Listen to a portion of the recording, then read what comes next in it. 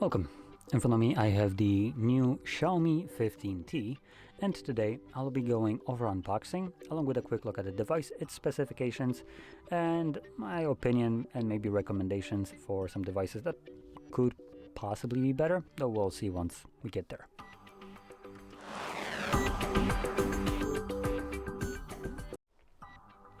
So let's cut the two seals at the back. There we go. And in here we get our charging cable, type A to type C, energy sticker along with manual instructions, and a gray case. Sweet. And also SIM ejectable right here. And at the bottom here we have our device. Some information about it. I'm gonna go over that anyway, so just eat that aside. And if you're wondering if there's anything below that, there is, but it's nothing usable. It's just basically the little balls to absorb moisture. So eat that aside. There we go. So let's boot up the device and start talking about the display, which will be the thing that I'm gonna spend most time looking and interacting with. So let's hope it's good. Now, it's a 6.83-inch device with a resolution of 1280 by 2772 pixels, AMOLED display, 120 Hz refresh rate, a whopping 3840 Hz pull rate, Dolby Vision certified, along with HDR10 Plus certified, and a peak brightness of 3200 nits. That is a good start, not gonna lie. We also have a 90% screen to body ratio and 447 pixels per inch, covered with a corner Gorilla Glass 7i mesh level 6. And we also have pre-applied plastic screen protector to the display. So another plus. Well, we're pretty good right now.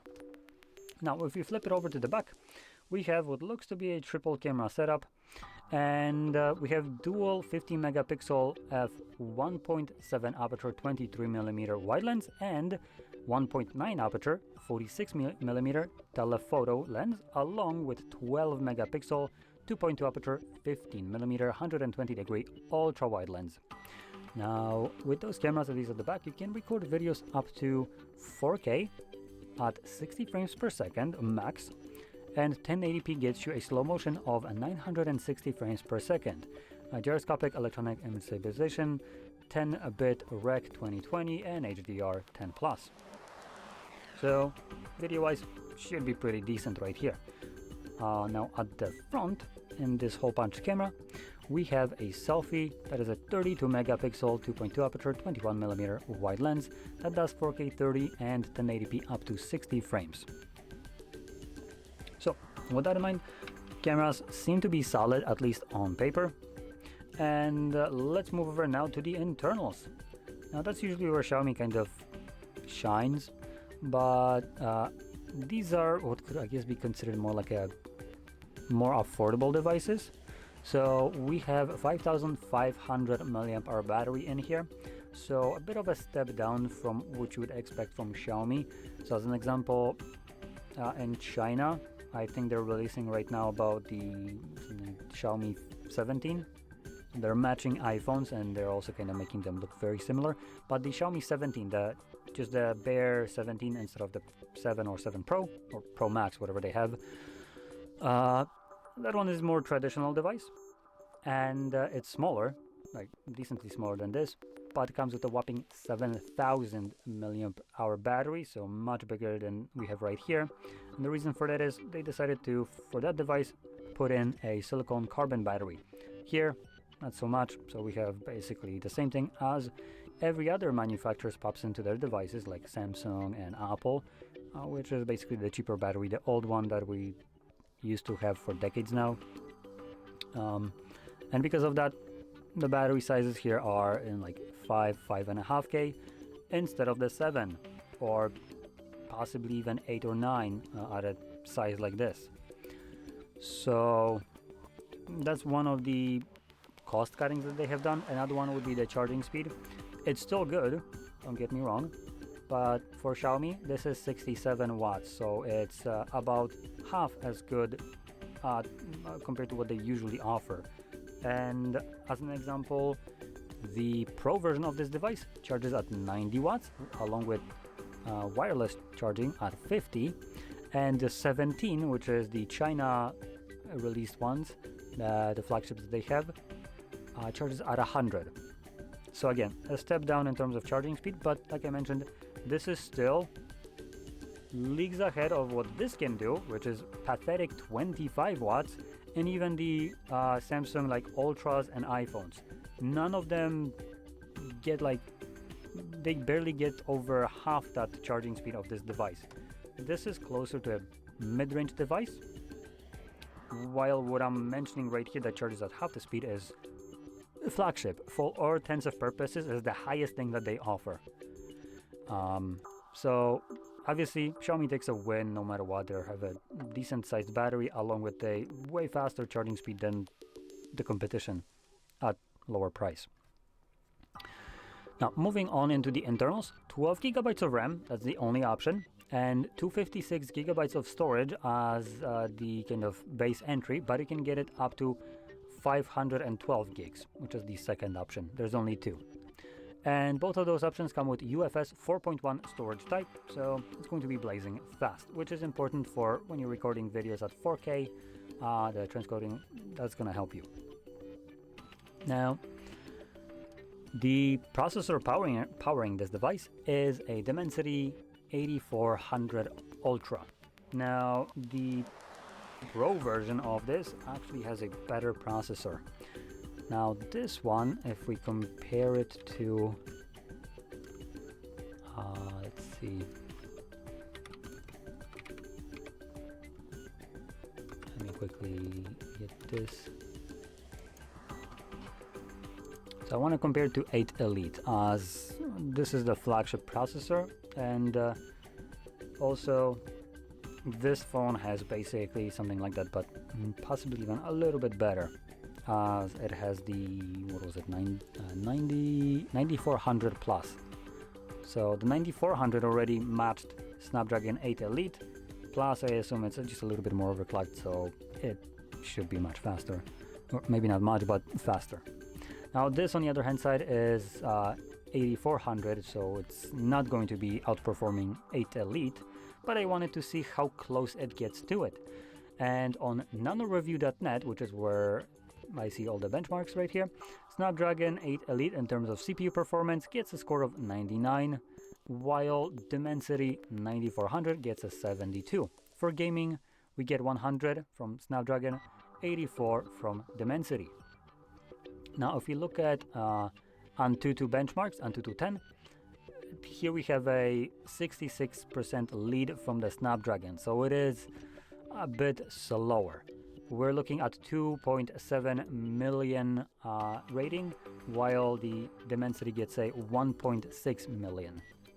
Now Geekbench 6 follows about the same kind of logic, multi-core 61 performance lead of 9723, while Dimensity 6033. And in terms of single core performance, it kind of gets stumped at Snapdragon getting a 3155, while this is getting 101% less, 1571 score. So it is a bit lower than the Snapdragon 8 Elite. But that being said, what I'm right now talking about is basically for Android the peak of what you can get. I guess if we don't count this one, the Dimensity 9400 plus, but they're very close to each other. So in any case, these are still stupid fast processors, and even this one being half of the stupid fast processor is still a bit insane for a phone. So we're in an age where processors for devices are so fast that it doesn't really matter if it gets 50% higher speed. These are already gonna blast through literally everything that you throw at them with ease. The only thing that it's not gonna do with ease, at least not as much as, for instance, the Snapdragon or the higher-end Dimensity right there, is going to be gaming. That's where it's going to be visibly kind of suffering, and playing very demanding games will be probably at a lower frame rate than what you could get from a Snapdragon or from a more expensive Pro version of, for instance, this phone. Here you will see a difference. But other than that, on a day-to-day task, like using your phone normally for instance, browsing YouTube, listening to music, watching movies, shows, checking emails, and all that stuff, you will not be able to tell a difference between these phones. The way they're going to open up these applications is still going to be stupid fast. So yeah, it's just kind of redundant performance if you're not going to be using it for heavy tasks like I said, gaming, for instance, which is the only one that comes to my mind that will be like very demanding, and you will definitely see the difference here. Other than that, I can't really think of any other application where you could notice that the difference. So nonetheless, this is still a stupid fast device. Now, with that being said, we have, I believe, just a little bit of a poor build quality. This doesn't feel like, this feels like a plastic frame. Let me quickly say, yeah, it's a plastic frame, glass fiber back, and this does feel more like just glass, to be completely honest.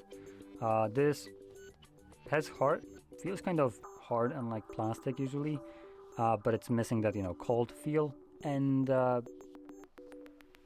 it is plastic nonetheless. It's a plastic frame. Now, other than that, the device is super solid. The only thing that I feel like it's missing at this price point is a tray that accommodates for a SD card, so you can expand that storage. And also the storage, while I'm at it, is on a lower side, so you can max it out only at a 0.5 terabyte, while the Pro version that I have right here can go up to 1 terabyte.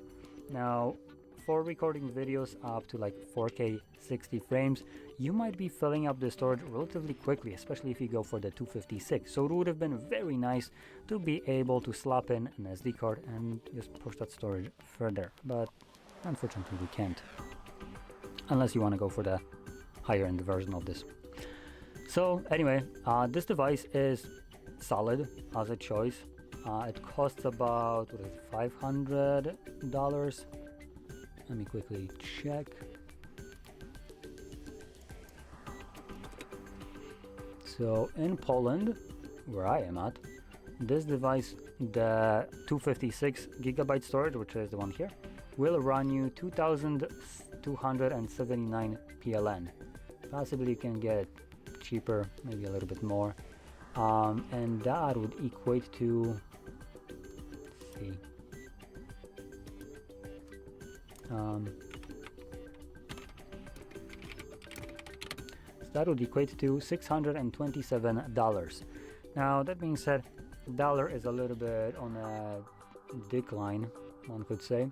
So at least when it compares to PLN right now, it's pretty low, all things considered, how high it was like at the beginning of the year. That obviously impacts the prices and conversion rates, import fees and all that stuff.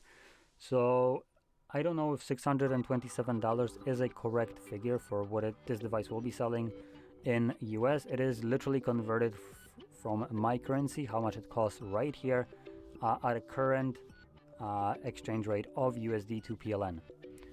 But import rates and all that stuff obviously can alter that, because, for instance, we might charge China less for importing their devices to Poland. So obviously this would change the prices of these devices for us. But anyway, it's a solid device. There are other ones that could basically compete with this. You can get something that is very close to this. Just actually, it's going to be slower. I'm not gonna lie about that one. But it would run you about a third of the price. That would be from an American company called Nothing. And they produce a phone called CMF Phone 2 Pro. It will be a step down from what we have right here, but it's not going to be, it's going to be noticeable in terms of build quality, as that one is primarily plastic almost all throughout. But other than that, it also suffers in terms of processor. It has a slower one than right here.